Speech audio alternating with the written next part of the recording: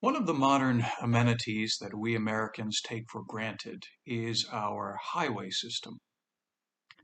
Thanks to our system of roads, we can hop into our cars and drive for hundreds and even thousands of miles at great speed on clear, smooth, and direct roads. Here around Boston, we have to contend with a few potholes every once in a while and, of course, rush hour traffic. But beyond that, the going is smooth and clear. Every once in a while, as you're driving along the highway, you may notice, looking to your left or looking to your right, that there are cliff faces flanking the highway. And it becomes clear that you are driving through what once was an enormous rocky crag. What that means is that when the highway was constructed, the civil engineers had to blast through that rocky obstacle to make way for the road. Now, they could have plotted the roadway around that rocky crag, but they didn't do so. Why? Because they wanted to establish the most direct and clearest route to connect point A and point B, usually cities or places of popular destination. Enormous energy, literally dynamite, went into creating a way, a path through that obstacle, all for the sake of connection. Today, in our readings for the second Sunday of Advent, we hear the call to allow the Lord to undertake a massive interior civil engineering project, to create a highway in us between our hearts and our coming Lord.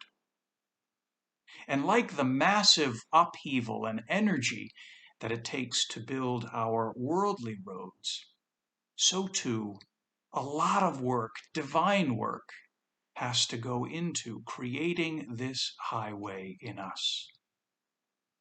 We are told in our first reading and in our gospel that the mountains have to be laid low and the valleys and gorges have to be filled up to make a way for the Lord into our hearts.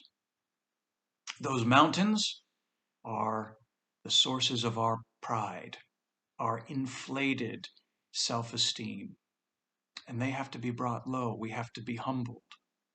The gorges and valleys are those deficits, are those areas of emptiness in our heart that we feel the pull of, that drag us down in sorrow and even depression.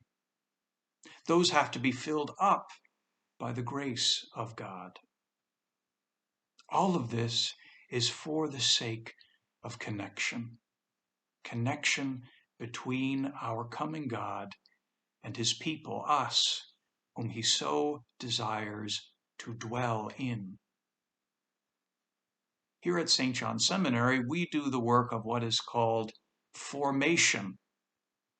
We take men who think that they have a call to the priesthood and, cooperating with the grace of God given them, we undertake an interior re-engineering project, cutting down those mountains and filling up those valleys.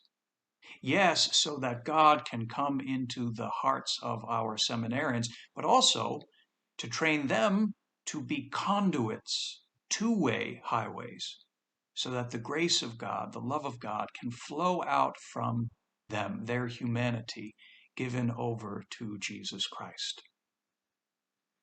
All of this is very hard work. It's exhausting.